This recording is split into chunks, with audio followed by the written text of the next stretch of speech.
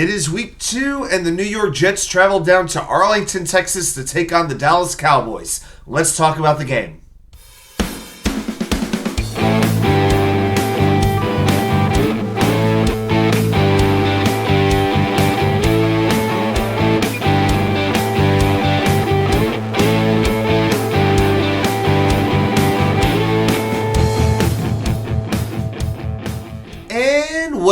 Well, welcome back to New York Sports WickerMedia. I'm Wat2K99. Thank you, as always, for taking the time to watch these videos. If you're brand new, welcome aboard. Please like and subscribe. And reminder, we go live every Wednesday night at 10 p.m.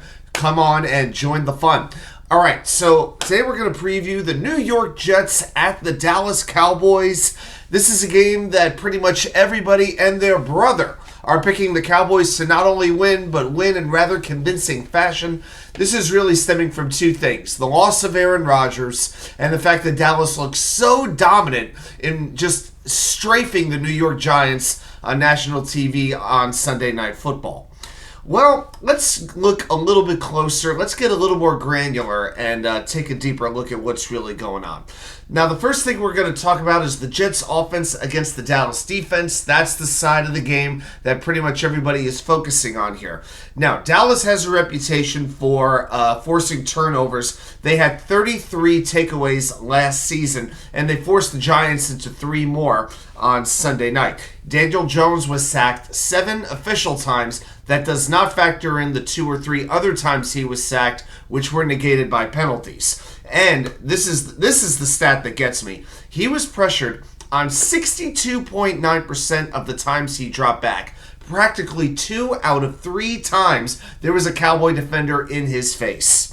That is tied for the second highest pressure rate in any NFL game since 2019. Now, the Dallas defenders, they had 8 defenders generate multiple pressures, including 4 with at least 5 pressures, 12 quarterback hits on 30 pass attempts. Insane. Micahparsons, number 11, is probably my favorite to be Defensive Player of the Year. I felt that way before the season. Super explosive. He will line up all over the field. You never know where he's going to be. The first thing that you have to look for when the Jets have the ball and they're getting ready to snap, where's number 11 lined up for Dallas? Now, typically, he's on the right side of the opposing team's offensive line, which means more often than not, he'll be going against Mekhi Becton. Big challenge for Becton. You know, Becton's very good against power rushers. It's the speed that he tends to have a little bit more of a difficulty with. Parsons provides both. That matchup, 77-11, is going to be paramount in this match. But you've also got other players. You've got DeMarcuslawrence, number 90, 10-year veteran, fierce pass rusher. You've got I'm just going to call him Osa. But him and Dorrance Armstrong, they had 2 sacks each last week. Double O, I'm just calling the guy Double O because both of his names start with an O. He had 3 quarterback hits last year. Dante Fowler, number 56, he's in his 9th year. He could still rush the passer a little bit. Then at linebacker, you've got Leighton Vander Esch, number 55, Marquise Bell, number 14. They had 6 solo tackles apiece. And then in the secondary, you've got a great 1-2 punch at cornerback with Trevondiggs and Stephongilmore, who's played most of his career in the AFC East with the Bills and the Patriots. The thing with Zach Wilson playing starting quarterback, he has to stay calm. He can't bail out of the pocket too fast, and that is going to be his instinctive reaction because that Dallas pass rush is going to try to rattle this kid. They're going to try to break him. They're going to try to maim him. They want to get in his head immediately. That is what it's going to be all about. Zach has to get rid of the ball quickly. Now, I want 3 seconds or less from the time the ball is in his hand to the time it is out of his hand. 3 seconds, no more. In week 1, Zach Wilson had the longest snap-to-throw time of any quarterback in the NFL, about 3.3 seconds. That has got to change this week. I'm not asking for 2 seconds, but I am asking for 3. Step back. 1, 2, 3, go. You don't have set plays in mind. Go. All right, and against the number 1 pressure defense in this league, that is the only way the Jets are going to be able to move the ball. Of course, they can run the ball, I believe, against Dallas. But as far as a passing game goes, this is not a situation where Zach can sit in the pocket for 5 seconds and wait for somebody to get open. It will not work. And Nathaniel Hackett, Todd Downing, they have to preach that at him this week, that you have to get the ball out of your hand, kid. Now, with the running game, I want about 25 to 30 runs in this game for the Jets. They had 172 against Buffalo last week, 172 rushing yards. And, Breece is supposedly still on a pitch count for the Jets. Had 11 carries last week. I hope he'll get up to, let's say, 15. I hope he's getting a gradual increase in his workload. I wouldn't expect more than about 15 touches from him, though.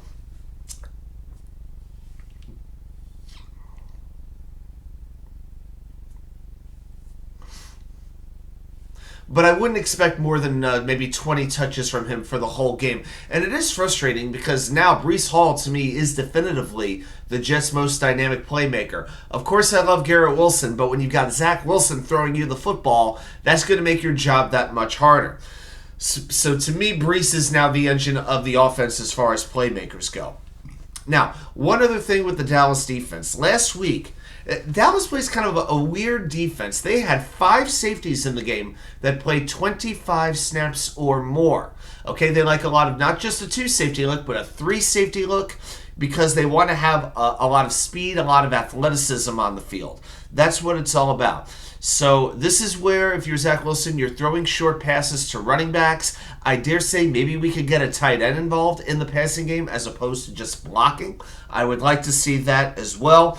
I think Dallas is going to know what's coming from the Jets offense, but still they have to stop it. So I'm hoping for a heavy running attack, maybe a couple of play action passes here and there that move the ball down the field. That's what I'm hoping is going to work.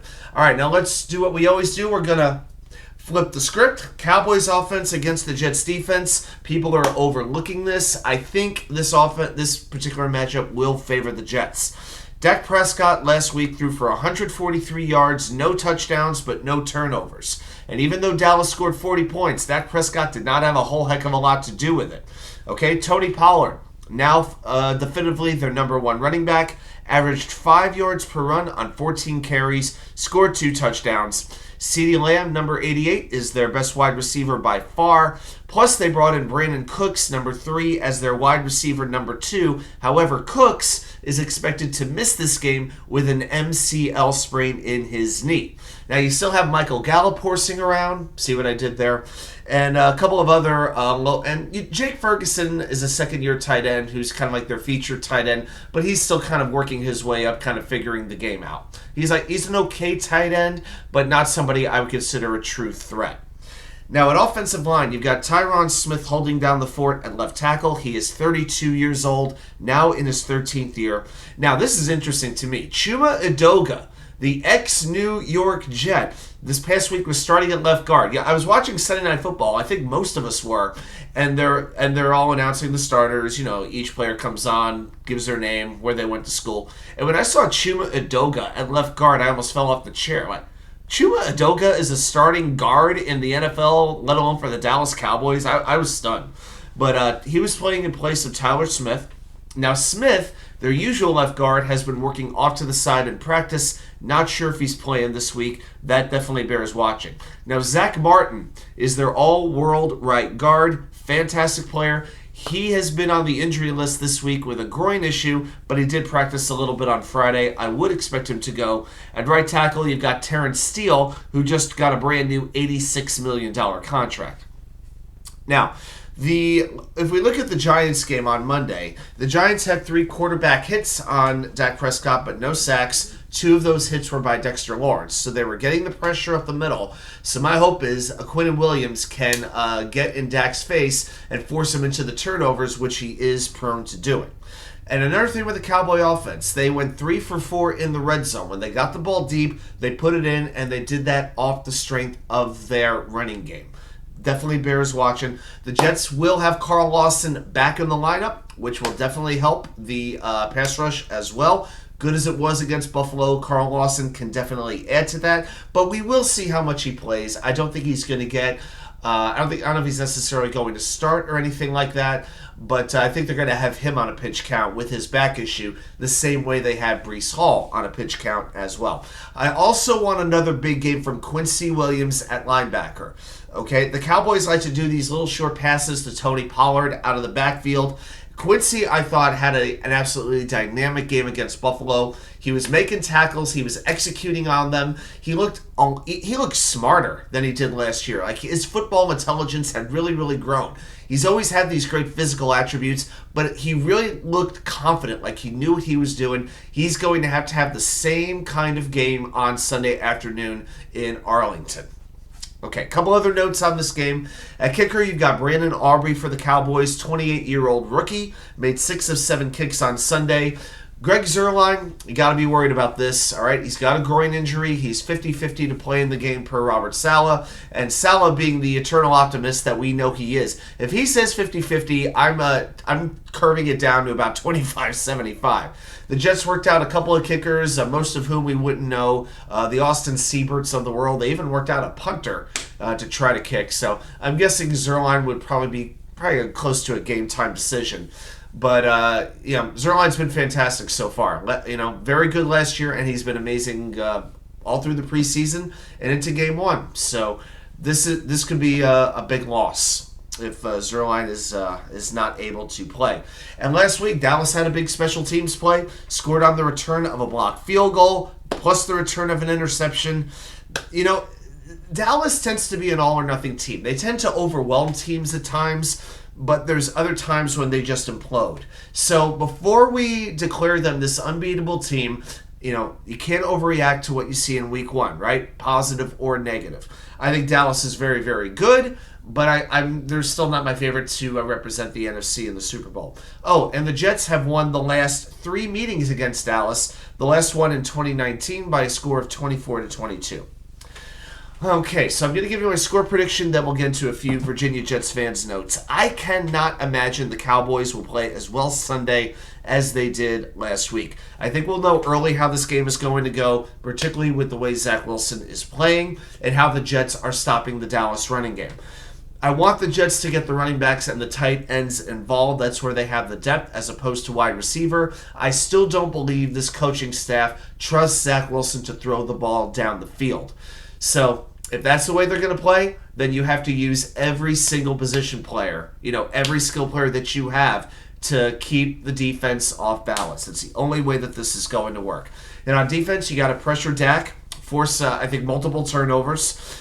My biggest concern really is that the Jets are just going to be drained. After coming off a short week, winning the game they won at home, as emotional a win as you will ever see, the loss of Aaron Rodgers, I think reality sets in for this week. And I think the defense is going to hold Dallas to some field goals, but I just don't know if this offense is going to get off the map. I'm not ready to say that yet. So my final score prediction is Dallas 23 and the Jets 10. And let's go after that. Hey, let's go home and beat the crap out of New England. That's about it. A couple other notes for the Virginia Jets fans. We'll be meeting at AJ Gators, as always, 4:25 p.m. We will have the premium raffle, we will have door prizes, and we will have the 50-50 raffle. So bring your cash. I am so excited to show you some of the premium items that we have. We got Hall of Fame shirts. We got Hall of Fame hats. We've got some mini helmets as well. We got some really, really cool stuff. We even have some autographed items as well. From Jets players. So you don't want to miss the premium raffle dates this year, and the first one is this Sunday against the Dallas Cowboys. Thanks everybody for watching, and I'll see you right back here with more content from you know where. The Wicker Chair.